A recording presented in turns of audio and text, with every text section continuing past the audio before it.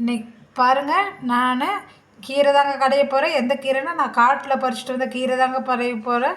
அந்த கீரை சூப்பராக இருக்குங்க. எங்கள் ஊரில் பறிச்சுட்டு வந்த இது கீரைங்க இது பாருங்கள். இந்த கீரை நம்ம க்ளீன் பண்ணி மழைக்கு நல்லா தளன்னு கொழு கொழு கொழுன்னு இருக்குதுங்க. அதையெல்லாம் சுத்தமாக க்ளீன் பண்ணி நல்லா 2-3 டைம் கழுவி நம்ம செய்யலாங்க. இது என்னென்ன கீரைன்னா, பழக்கீரை இருக்குதுங்க பாருங்கள். கோவக்கீரை, இந்த கோவக்கீரை வந்து கடைஞ்சி சாப்பிட்டா அவ்வளோ நல்லதுங்க. இந்த கீரையில் வந்து ரொம்ப மகத்துவம் உள்ளதுங்க. மாசமாக்குற பிள்ளைகள கால் வீங்கியிருந்தால் இந்த கீரை சாப்பிட்லாங்க.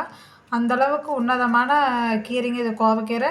அப்புறம் பாருங்கள், இன்னொரு கீரைங்க பாருங்கள்.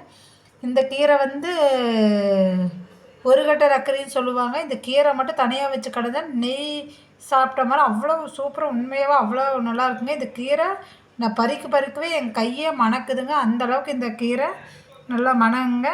அதுக்கப்புறம் பாருங்கள், இந்த மாதிரி வட்டை சொரணி, அப்புறம் நிறைய கீரை பறிச்சுருக்குறேங்க. இந்த கீரை நிறைய பல கீரை இருக்குதுங்க. அதெல்லாம் நான் போய் பறிச்சுட்டு வந்தேங்க. இன்றைக்கி எங்கள் ஊரில் மழையெல்லாம் நின்னதுக்கப்புறம் சரின்னு சொல்லிட்டு சும்மா வாக்கிங் மாதிரி போனேன். இவ்வளோ கீரை இருந்துச்சுங்க. பார்த்தோன்னா டக்குன்னு பறிச்சுட்டு வந்துட்டுங்க.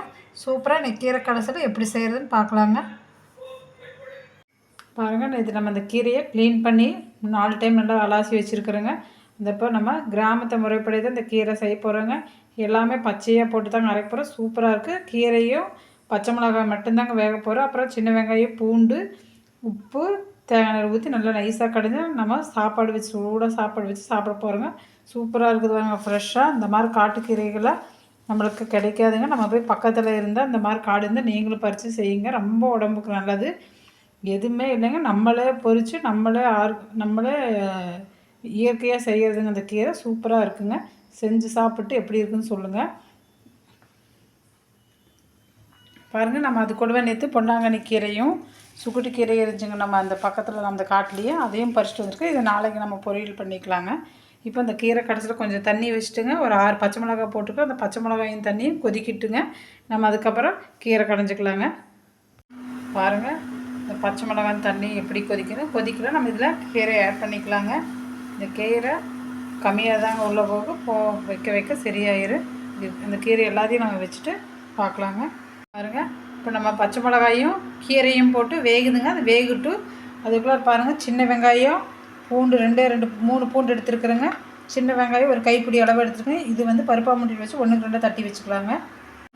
பாருங்கள், கீரை இப்போ இந்தளவுக்கு வெந்து பாருங்கள் வெந்துருச்சு.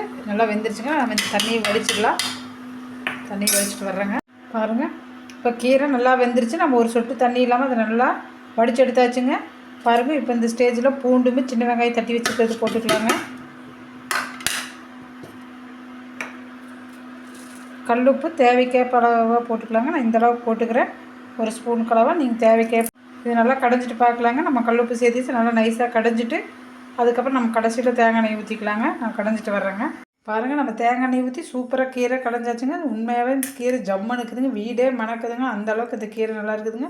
பாருங்கள், சுடு சாப்பாடும் கீரை தான் நம்ம செஞ்சுருக்கோம். இன்றைக்கி நைட்டு சாப்பாடு நம்ம காலையில் நான் சாப்பாடு செய்யணும் தோசையோடு விட்டுட்டேங்க. அதனால் இப்போ நான் சாப்பாடும் கீரை தாங்க கிடச்சிருக்கு. சூப்பராக இருக்குது உண்மையாகவே.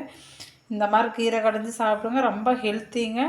நம்ம எந்த வித இது இல்லாமல் சின்ன வெங்காயம், பூண்டு, தேங்காய் எண்ணெய், கல்லுப்பு, பச்சை மிளகாயும் கீரை தாங்க வேக வச்சுருக்கோம். எங்கள் கிராம சைடு கீரை நாங்கள் இப்படி தாங்க கடைவோம். தேங்காய் எண்ணெயில் காய வச்சு அப்புறம் வெங்காயமெல்லாம் தாளிச்சு கொட்டியெல்லாம் கடைய மாட்டோம். நாங்கள் இப்படி தாங்க பச்சையாக கடைவோம். ஆனால் உண்மையாகவே ரொம்ப நல்லா இருக்குங்க. நீங்கள் செஞ்சு சாப்பிட்டு பார்த்துட்டு எனக்கு கமெண்ட் பண்ணுங்க எப்படி இருக்குன்னு. நீங்கள் கண்டிப்பாக செய்யுங்க. நல்லாயிருக்கும். ரொம்ப உடம்புக்கு நல்லதுங்க. பாய்ங்க.